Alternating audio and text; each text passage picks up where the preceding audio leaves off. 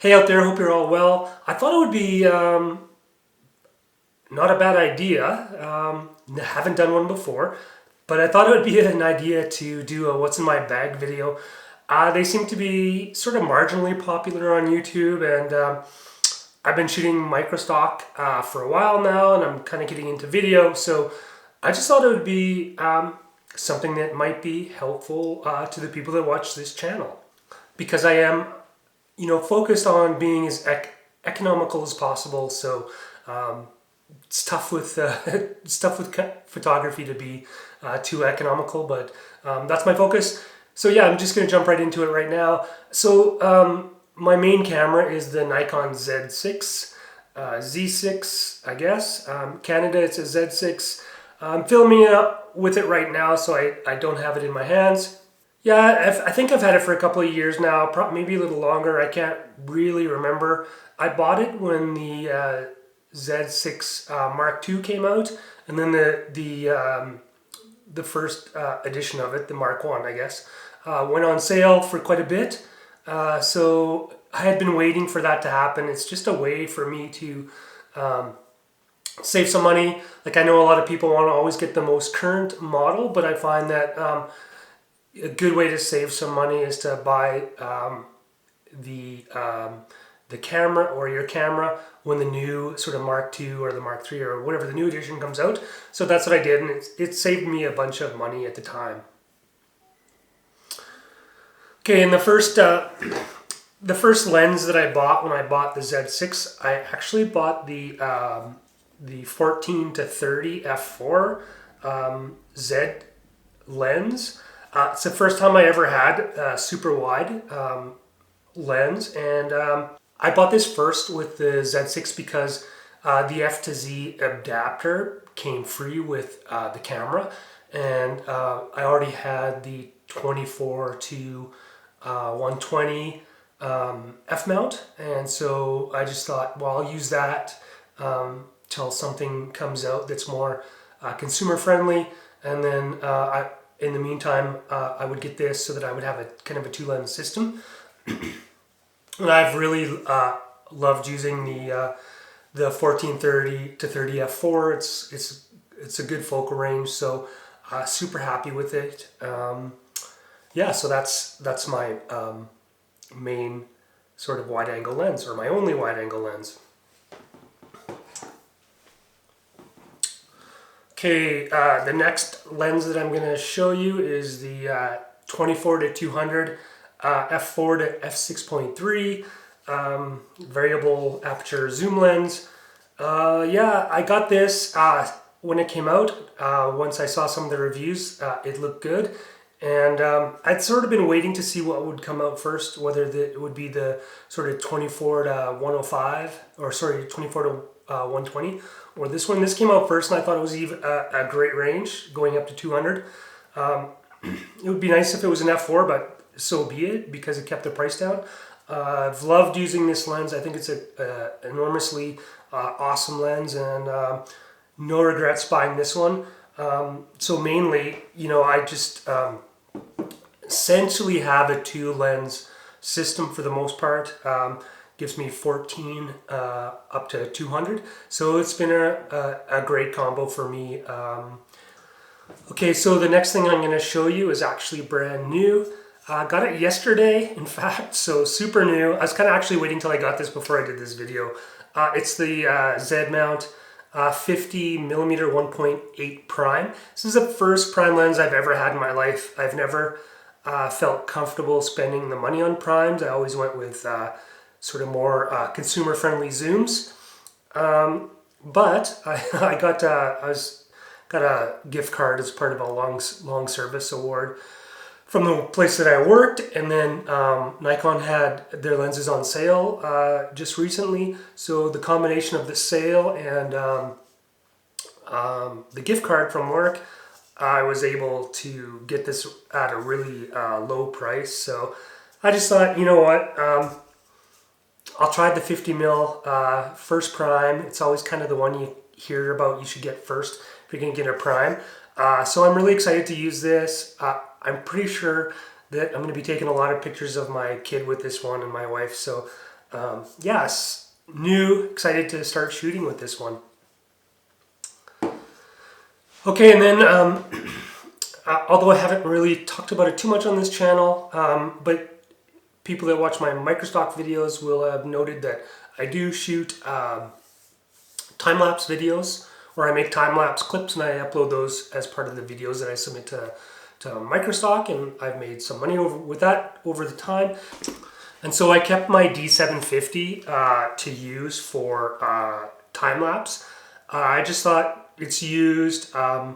DSLRs are sort of on the way out, and the value would decline substantially, just based on the fact that the Z mount or the Z system is out.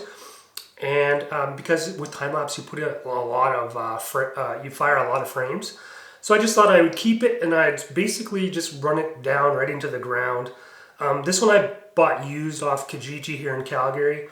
I also got with it the 24 to 120 millimeter lens, which is a pretty good lens for doing time-lapse. It's a good range, sort of wide to a good sort of extension on the 120s end. So it works. It's not a great lens. It's pretty soft in the corners, and it's just not. I find the vignetting on it to be horrible. Not nice vignetting. So it's not a great lens, but it's very suitable for time lapse, because a lot of the times you're cropping to 6:9 anyway, and you're not getting a lot of that strange vignetting or some of the softness on the corners. So it actually works pretty well. And then when I bought it, it came with this the battery grip, which I use. Just as good to have the extra battery on the camera when you're doing time lapse. Just gives you more life if you're shooting a longer sort of day to night, or night to day sort of holy grail time lapse. So yeah, this is basically my time lapse camera, and I'll just shoot this till it's done, because there's not much economic value in here for me to get anything out of it. Okay, so the next thing I'm going to show you is, this is the Hero 8 Black. This is what I do my vlogs on, and I have like just an extendable tripod that I attach it to, so that I can kind of get a couple of feet of tripod when I'm doing the videos, and trying to make it look like a video that's people want to watch. But yeah, it's GoPro Hero 8, and then I put these little fluffy things I got on Amazon over the sound holes, or the mic holes, and that gives me a little bit better sound quality, particularly out in the prairies when it can be quite windy. So that's been helpful, and I don't mind vlogging on this. I just don't want to carry a camera around for that, just because my channel is small and it's more for fun than for serious. So yeah, so that's the the GoPro Hero 8. Is it Hero 8? I don't know. The 8 model. I like it. It's fun. So those are my main cameras. Now I do want to show you something else. This year has been a great year for me for gear. I'm generally one of those people that just doesn't get gear. But I'm going to show you this one thing. This is a DJI Mini 2, unopened in the box, plastic wrap still on. This is a Christmas present from my amazing wife, who got me the Mini. Yeah, that's super awesome. Why I haven't opened it yet since Christmas. Until recently it was very cold, and I think these are rated to about 0. I've never flown a drone. I've never been around anyone that's flown a drone. I'm a total newbie, and what I don't want is to go out and fly it when the battery's compromised with cold and with my hands numb and freezing. So it's above 0 now, so I think I might sort that out and see if I can get going, and maybe just flying it in a park close by, just to sort of get a feel for it. watched a ton of YouTube videos on flying the drone for the first time, so I think I'm pretty close to ready.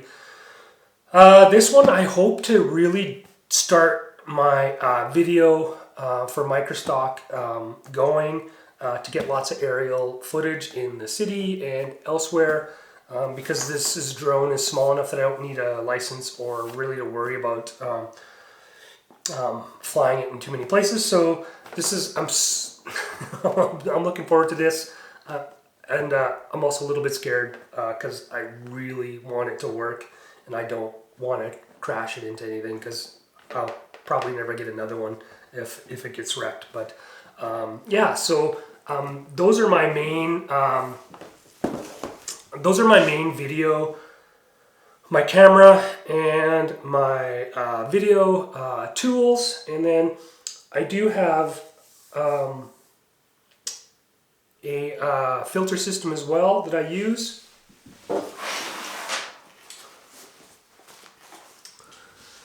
So I have the Haida Nano Pro series.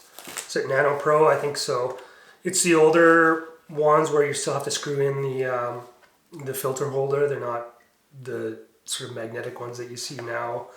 I really like the Haida filters. Even the 10 stop that I use, it's got almost no color cast to it, and it works really well for taking long exposure images, and that's something that I like to do.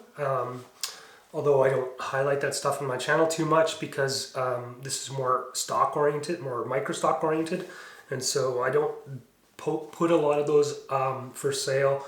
Those are more just for fun, but they're pretty.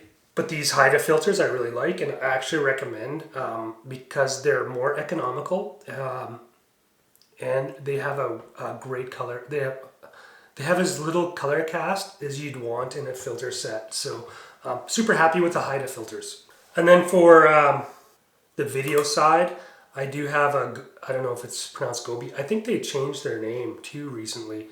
I have a variable ND filter.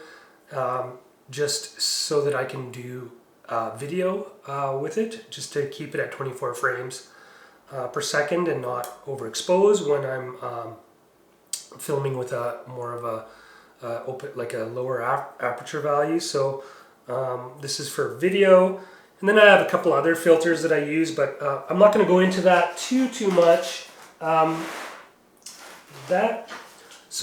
then on my camera I have the Rode Micro for sound, the mic that's just on top of the camera. I use that for my sound, and that's pretty much my kit going into 2022. So pretty excited because I've got a couple of new things: the 50mm 1.8 and the DJI Mini 2 drone. And so my plan is, I fully expect that drone will be paid off in 6 months. So I got to get a lot of footage, and I got to get that uploaded, and I got to make sales on that because that drone needs to pay for itself very quickly. And same with the 50mm. I think I mentioned that is going to be used on my family photos a lot. So maybe that one might not be so microstock oriented, but I'm going to try to use that for product photography around the house. I really like the shallow depth of field that it comes with, having tested it a few times here around the house. So yeah, 22 is looking great for me. So much gratitude, so much appreciation for the stuff that scientists and engineers and designers and computer types have done to develop this technology.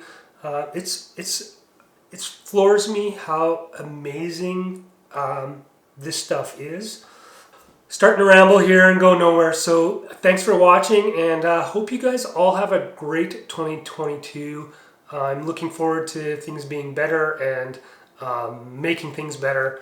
So yeah, with that, I'll see you on the next one. Take care.